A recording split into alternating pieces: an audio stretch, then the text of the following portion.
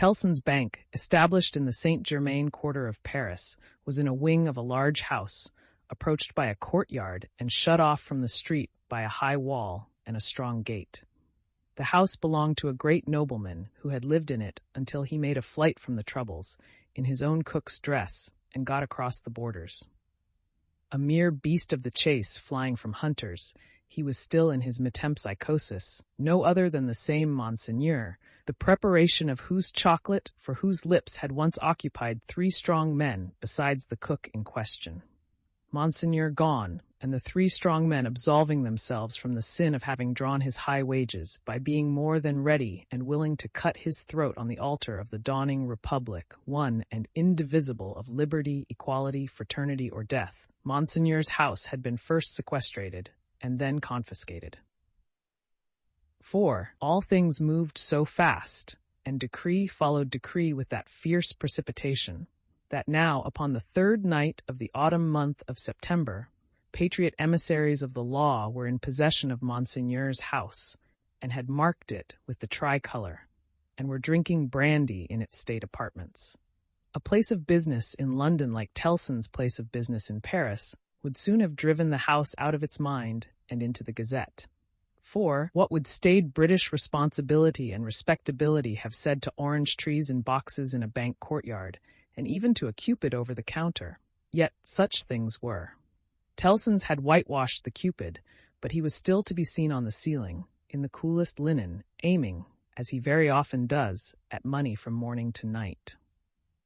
Bankruptcy must inevitably have come of this young pagan, in Lombard Street, London, and also of a curtained alcove in the rear of the immortal boy, and also of a looking-glass let into the wall, and also of clerks not at all old, who danced in public on the slightest provocation. Yet a French Tellson's could get on with these things exceedingly well, and as long as the times held together, no man had taken fright at them and drawn out his money. What money would be drawn out of Tellson's henceforth, and what would lie there, lost and forgotten? What plate and jewels would tarnish in Tellson's hiding places, while the depositors rusted in prisons, and when they should have violently perished? How many accounts with Tellson's never to be balanced in this world must be carried over into the next? No man could have said that night, any more than Mr. Jarvis Lorry could, though he thought heavily of these questions. He sat by a newly lighted wood fire. The blighted and unfruitful year was prematurely cold, and on his honest and courageous face there was a deeper shade than the pendant lamp could throw, or any object in the room distortedly reflect, a shade of horror. He occupied rooms in the bank, in his fidelity to the house of which he had grown to be a part, like strong root ivy. It chanced that they derived a kind of security from the patriotic occupation of the main building, but the true-hearted old gentleman never calculated about that.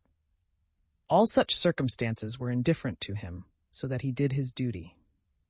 On the opposite side of the courtyard, under a colonnade, was extensive standing for carriages, where indeed some carriages of Monseigneur yet stood. Against 2 of the pillars were fastened 2 great flaring flambeaux, and in the light of these, standing out in the open air, was a large grindstone, a roughly mounted thing which appeared to have hurriedly been brought there from some neighboring smithy or other workshop. Rising and looking out of window at these harmless objects, Mr. Lorry shivered and retired to his seat by the fire.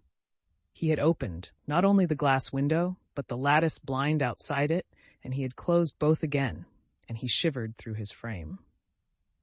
From the streets beyond the high wall and the strong gate, there came the usual night hum of the city, with now and then an indescribable ring in it, weird and unearthly, as if some unwanted sounds of a terrible nature were going up to heaven. "Thank God," said Mr. Lorry, clasping his hands, "that no one near and dear to me is in this dreadful town tonight. May he have mercy on all who are in danger." Soon afterwards, the bell at the great gate sounded, and he thought, "They have come back," and sat listening. But there was no loud eruption into the courtyard, as he had expected, and he heard the gate clash again, and all was quiet. The nervousness and dread that were upon him inspired that vague uneasiness respecting the bank, which a great change would naturally awaken, with such feelings roused. It was well guarded, and he got up to go among the trusty people who were watching it, when his door suddenly opened, and two figures rushed in, at sight of which he fell back in amazement. Lucy and her father. Lucy with her arms stretched out to him, and with that old look of earnestness so concentrated and intensified that it seemed as though it had been stamped upon her face expressly to give force and power to it in this one passage of her life. "What is this?" cried Mr. Lorry, breathless and confused.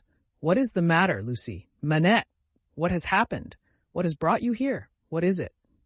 With the look fixed upon him, in her paleness and wildness, she panted out in his arms, imploringly. "Oh, my dear friend, my husband, your husband, Lucy? Charles. What of Charles?" "Here. Here, in Paris? Has been here some days, 3 or 4, I don't know how many. I can't collect my thoughts. An errand of generosity brought him here unknown to us. He was stopped at the barrier and sent to prison." The old man uttered an irrepressible cry. Almost at the same moment, the bell of the great gate rang again, and a loud noise of feet and voices came pouring into the courtyard. "What is that noise?" said the doctor, turning towards the window. "Don't look," cried Mr. Lorry. "Don't look out, Manette, for your life. Don't touch the blind." The doctor turned, with his hand upon the fastening of the window, and said, with a cool, bold smile, "My dear friend, I have a charmed life in this city. I have been a Bastille prisoner. There is no patriot in Paris. In Paris? In France, who, knowing me to have been a prisoner in the Bastille, would touch me except to overwhelm me with embraces or carry me in triumph. My old pain has given me a power that has brought us through the barrier and gained us news of Charles there and brought us here. I knew it would be so. I knew I could help Charles out of all danger. I told Lucy so. What is that noise?" His hand was again upon the window. "Don't look," cried Mr. Lorry, absolutely desperate. "No, Lucy, my dear, nor you." He got his arm round her and held her. "Don't be so terrified, my love. I solemnly swear to you that I know of no harm having happened to Charles, that I had no suspicion even of his being in this fatal place. What prison is he in?" "La Force. La Force, Lucy, my child, if ever you were brave and serviceable in your life, and you were always both, you will compose yourself now to do exactly as I bid you, for more depends upon it than you can think or I can say. There is no help for you in any action on your part tonight. You cannot possibly stir out. I say this because what I must bid you to do for Charles's sake is the hardest thing to do of all. You must instantly be obedient, still, and quiet. You must let me put you in a room at the back here. You must leave your father and me alone for 2 minutes, and as there are life and death in the world, you must not delay. I will be submissive to you. I see in your face that you know I can do nothing else than this. I know you are true." The old man kissed her, and hurried her into his room, and turned the key. Then came hurrying back to the doctor, and opened the window, and partly opened the blind, and put his hand upon the doctor's arm, and looked out with him into the courtyard. Looked out upon a throng of men and women, not enough in number, or near enough to fill the courtyard. Not more than 40 or 50 in all. The people in possession of the house had let them in at the gate, and they had rushed in to work at the grindstone. It had evidently been set up there for their purpose, as in a convenient and retired spot. But such awful workers, and such awful work! The grindstone had a double handle, and turning at it madly were 2 men, whose faces, as their long hair flapped back when the whirlings of the grindstone brought their faces up, were more horrible and cruel than the visages of the wildest savages in their most barbarous disguise. False eyebrows and false moustaches were stuck upon them, and their hideous countenances were all bloody and sweaty, and all awry with howling, and all staring and glaring with beastly excitement and want of sleep. As these ruffians turned and turned, their matted locks now flung forward over their eyes, now flung backward over their necks, some women held wine to their mouths that they might drink. And what with dropping blood, and what with dropping wine, and what with the stream of sparks struck out of the stone, all their wicked atmosphere seemed gore and fire. The eye could not detect one creature in the group free from the smear of blood. Shouldering one another to get next at the sharpening stone were men stripped to the waist, with the stain all over their limbs and bodies, men in all sorts of rags, with the stain upon those rags, men devilishly set off with spoils of women's lace and silk and ribbon, with the stain dyeing those trifles through and through. Hatchets, knives, bayonets, swords, all brought to be sharpened, were all red with it. Some of the hacked swords were tied to the wrists of those who carried them, with strips of linen and fragments of dress, ligatures various in kind, but all deep of the one color. And as the frantic wielders of these weapons snatched them from the stream of sparks and tore away into the streets, the same red hue was red in their frenzied eyes, eyes which any unbrutalized beholder would have given 20 years of life to petrify with a well-directed gun. All this was seen in a moment, as the vision of a drowning man, or of any human creature at any very great pass, could see a world if it were there.